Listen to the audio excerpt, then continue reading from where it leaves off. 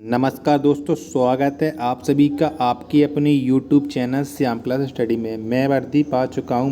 मेरा मकसद है कि अपने सभी छोटे भाइयों बहनों को वर्दी देना है। इसके लिए मैंने अपने चैनल पर आपको लगातार जीके, जीएस और हिंदी और यूपी जीके का प्रैक्टिस सेट करवा रहा हूं। तो इस प्रैक्टिस सेट को पूरा करने के बाद आपको अपना स्कोर कमेंट बॉक्स में शेयर करना है कि आपने हमारे इस प्रैक्टिस सेट में कितने प्रश्न सही किए हैं और आप हमारी वीडियो यूपी के किस ज़िले से देख रहे हैं। प्रैक्टिस सेट को पूरा करने के बाद आपको इसे अपने सभी छोटे भाइयों बहनों के पास ज़रूर शेयर कर देना, जिससे वो भी इस लोग इस प्रैक्टिस सेट को लगाएं और उन लोगों को भी अपनी तैयारी का पता लग जाए। वीडियो पसंद आती तो वीडियो को आप लाइक कर दीजिएगा। चैनल को आपने सब्सक्राइब नहीं किया तो चैनल को जरूर सब्सक्राइब कर लीजिएगा। तो चलिए शुरू करते हैं आज का अपना 37 प्रश्नों का महत्वपूर्ण प्रैक्टिस सेट। क्वेश्चन है आपके सामने कि भारत में पहली बार योग्यता के आधार पर नियुक्ति का प्रावधान किस एक्ट में किया गया।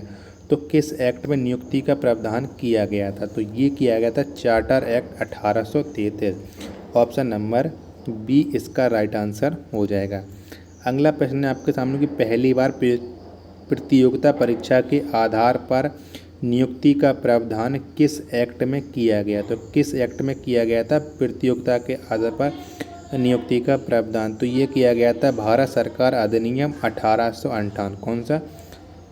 ये नहीं, ये किया गया था charter act 1853। Charter act 1853। Option number C इसका राइट आंसर होगा। बी मैंने गलत बोल दिया, सॉरी इसके लिए। अगला प्रश्न है आपके सामने कि ब्रिटिश संसद के द्वारा रेगुलेटिंग एक्ट का पारित किया गया। तो रेगुलेटिंग एक्ट का पारित किया गया था ब्रिटिश सरकार के कब पारित किया गया था ब्रिटिश सरकार के द्वारा रेगुलेटिंग एक्ट? तो यह पारित किया गया था 1773 में। ऑप्शन नंबर ए इसका राइट आंसर हो जाएगा।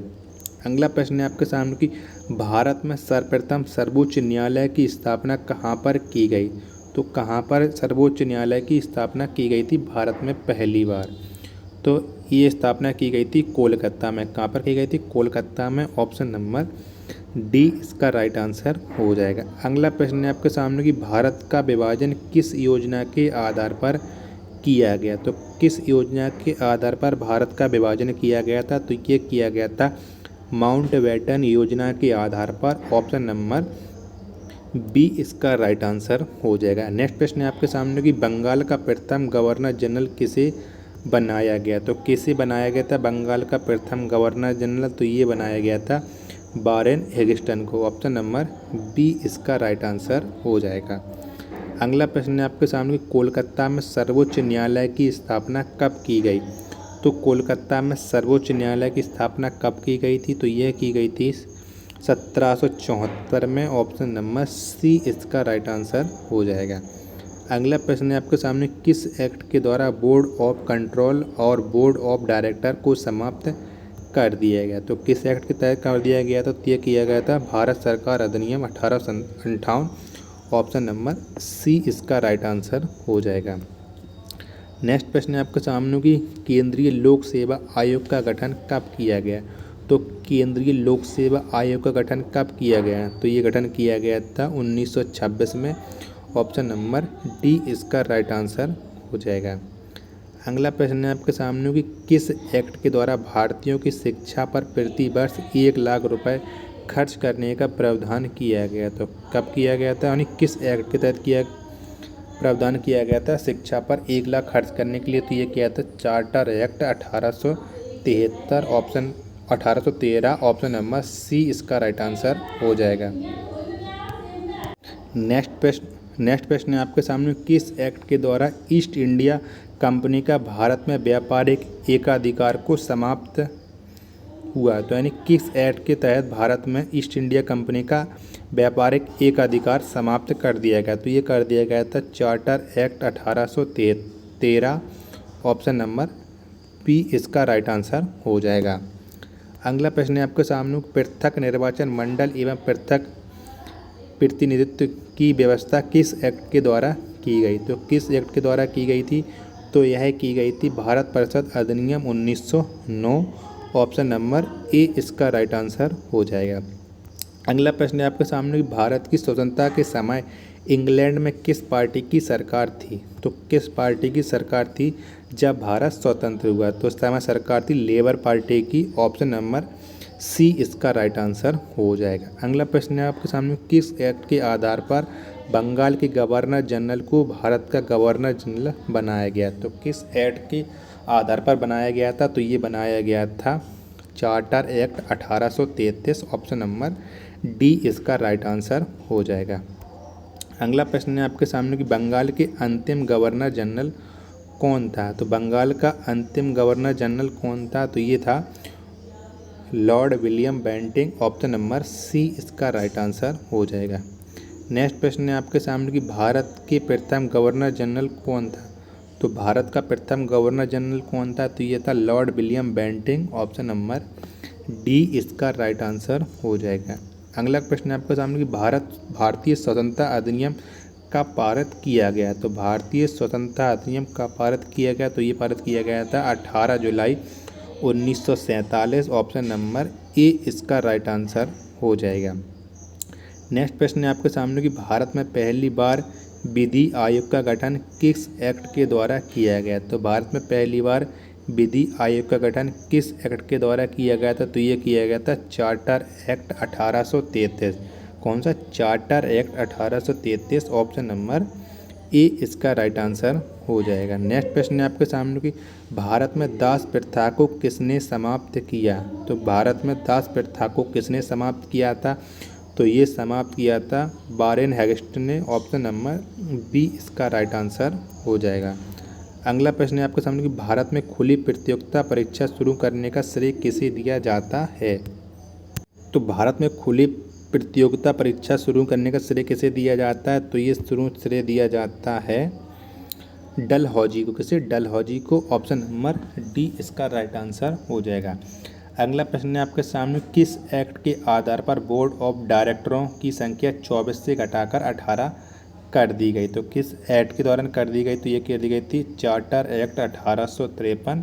ऑप्शन नंबर सी इसका राइट आंसर हो जाएगा। अगला क्वेश्चन है आपके सामने, किस एक्ट के द्वारा भारत में ईस्ट इंडिया कंपनी के शासन को समाप्त कर ब्रिटिश क्राउन के हाथों में सौंप दी गई? तो किस एक्ट के दौरान सौंप दी गई थी? तो ये सौंप दी गई थी भारत सरकार अधिनियम 1858। ऑप्शन नंबर ए इसका राइट आंसर हो जाएगा। अगला प्रश्न है आपके सामने कि भारत के अंतिम गवर्नर जनरल कौन था? तो भारत का अंतिम गवर्नर जनरल कौन था? तो ये था Lord Canning. Option number C इसका राइट आंसर हो जाएगा। अगला प्रश्न है आपके सामने कि भारत का प्रथम वायसराय कौन था? तो भारत का प्रथम वायसराय कौन था?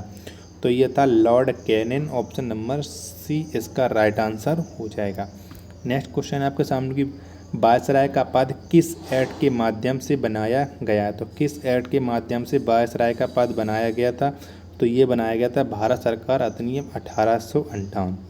ऑप्शन नंबर ए इसका राइट आंसर हो जाएगा। ली आयोग का गठन कब किया गया? तो ली आयोग का गठन किया गया था 1923-24 में।